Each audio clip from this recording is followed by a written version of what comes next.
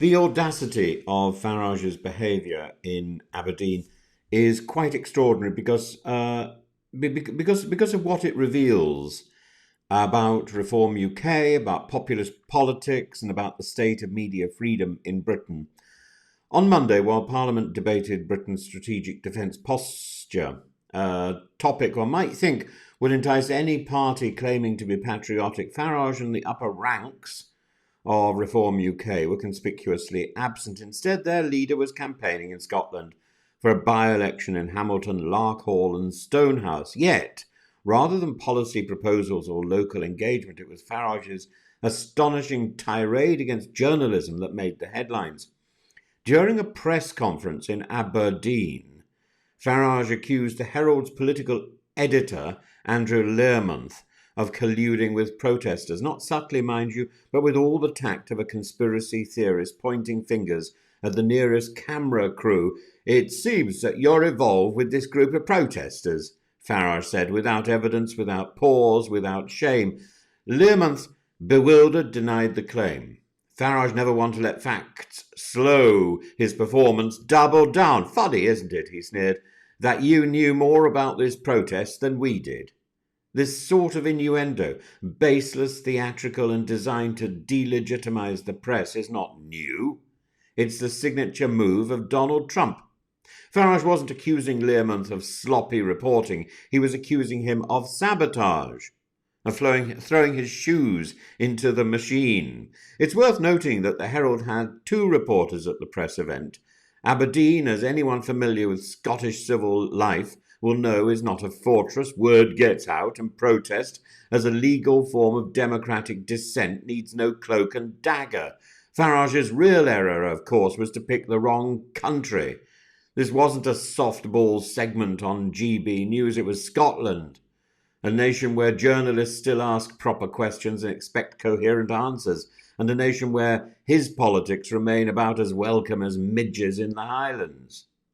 Catherine Salmond, editor of the Herald, responded with gravity and precision. The idea that the Herald was involved with protests in Aberdeen against Nigel Farage and Reform UK is ridiculous, she added. While she was correct, while that attacking the media has become a hallmark of the American hard right and that such tactics must be resisted here. A low tactic, she said, and one that we should all stand against. Indeed, these are not the actions of a confident party, they are the flailings of a man cornered by dissent, fearful of scrutiny, and unable to control the narrative without resorting to Trumpian playbook. Page 1, blame the media.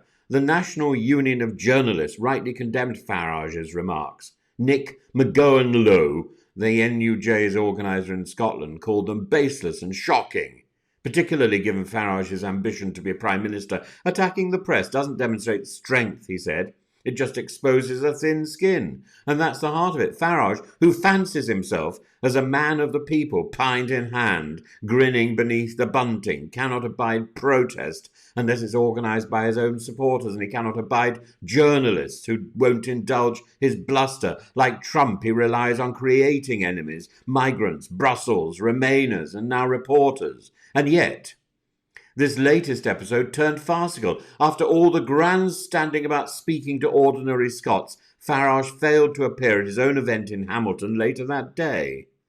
Journalists and supporters were left standing in a hotel car park with no-show Nigel, while he snuck off to a pub in Larkhall and then back to England aboard a private jet. The man who once compared himself to Churchill fled the scene like a reluctant pantomime hero. And Trump, by the way, on the subject of fleeing the scene, has been conspicuously absent for about 4 days. So what are we left with? Firstly, the realization that Farage's political strategy, like Trump's, is built on grievance, not governance. He complains about press bias while refusing to engage with policy debates. He trades in outrage and victimhood while avoiding scrutiny. Second, we must credit the journalists who didn't flinch in the face of intimidation and lies. They reported with integrity. Scotland's press, in this instance, held the line. And thirdly, we must ask the difficult question, why is Farage so popular among those who express racist views? He insists, of course, that Reform UK is not a racist party. He points to his diverse candidates, the wallpaper of selection. He waves statistics about BAME support. But this isn't the point. The real question, the one journalists should be asking, is this: why do racists feel at home in your movement, Mr. Farage? Why do you indulge racism, Mr. Farage, just as you have for years and years and years? You were caught out doing it in UKIP, and there's still racists in your party. Their presence. And in Thanet, the person who was managing your campaign was once a member of the National Front. Racism today is rarely explicit. Was it the National Front or was it the other one? I can't remember. Heel. Was it Heel? Heel, Martin Heel. Racism today is rarely explicit. It cloaks itself in euphemisms. So we're told. Martin Heel. Somebody can check. I don't remember. Anyway, he was allegedly a member of one of these organizations. But this is the issue. The taking back control, protecting our culture, stopping the boats. Reform UK doesn't need to preach bigotry from the rooftops. It winks, it nods, and the racists get the message. We need to call things as they are. Farage's attack on the media was not a moment of pique. It was a tactic borrowed from an American autocrat, tailored to a British audience. But Scotland isn't buying it. And well done, Scotland.